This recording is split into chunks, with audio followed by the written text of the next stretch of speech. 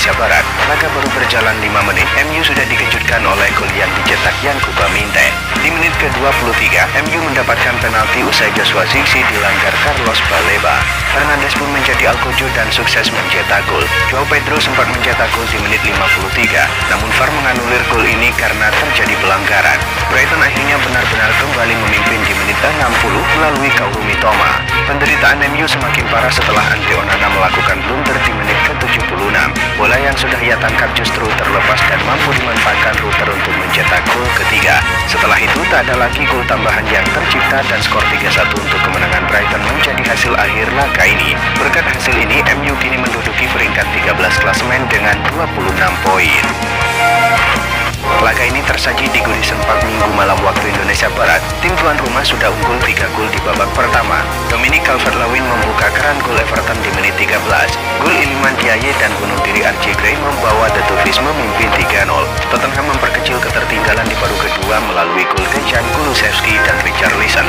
Skor 3-2 untuk Everton menjadi hasil akhir pertandingan ini. Hasil ini membawa Tottenham tertahan di urutan ke-15 dengan 24 poin.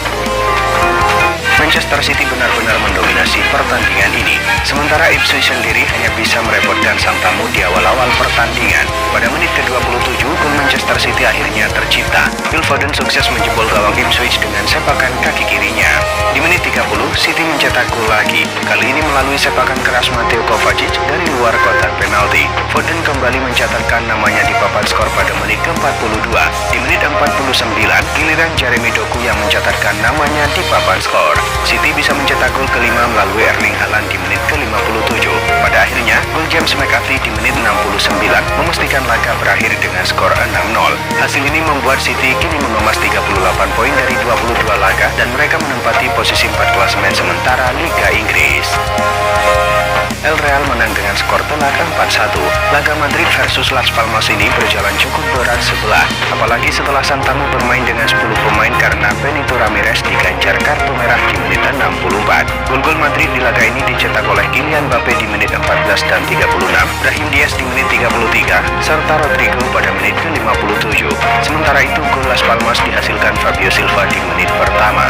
Hasil ini membuat Madrid nyaman di puncak klasemen sementara Liga Spanyol. Mereka kini mengoleksi 46 poin dari 20 laga. Pemain 26 tahun tersebut mengalami kemunduran fisik selama pertemuan di La Liga melawan Getafe. Setelah pertandingan, mantan gelandang serang RB Leipzig itu mengeluh ketidaknyamanan otot. Seperti diketahui, Olmo memiliki riwayat masalah otot untuk sebagian besar tugasnya di RB Leipzig. Pemain internasional Spanyol itu juga sempat absen selama lebih dari sebulan awal musim ini setelah menandatangani kontrak dengan Barcelona. Pada tahun 2026, yang berarti ia akan memasuki tahun terakhir kontraknya saat ini di musim panas. Kini menurut laporan The Athletic, bek berusia 32 tahun itu ingin memperbarui kontraknya meskipun menarik banyak minat dari tim-tim di Arab Saudi. Alaba bertekad untuk meraih sukses di Santiago Bernabeu. Meskipun ada kekhawatiran tentang performanya saat kembali setelah lebih dari setahun absen, mereka yang ada di dalam klub optimis dengan situasi tersebut. Tampaknya pemain lain dari Real Madrid muncul sebagai incaran tim di Liga Pro Saudi.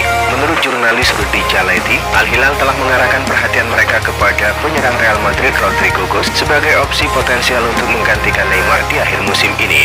Pemain bintang Brasil itu akan habis kontraknya musim panas ini dan kemungkinan besar tidak akan melanjutkan karirnya di klub Arab Saudi tersebut.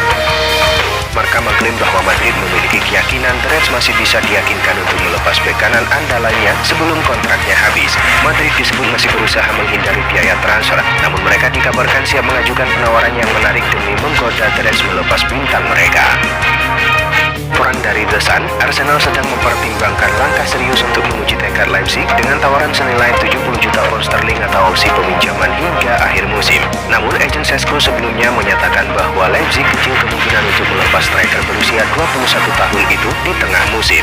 Meski Leipzig enggan melepas Sesko pada Januari, ada keyakinan bahwa ia berpotensi meninggalkan klub pada musim panas mendatang. Felix baru tampil sebagai starter dalam 3 pertandingan Premier League musim ini. Minimnya waktu bermain ini menarik perhatian sejumlah klub elit Eropa untuk mencoba merekrut Felix dengan status pinjaman. AC Milan muncul sebagai salah satu klub yang tertarik pada Felix. Namun menurut jurnalis Gianluca Di Marzio, Chelsea tidak berniat melepas Felix dengan status pinjaman di jendela transfer kali ini.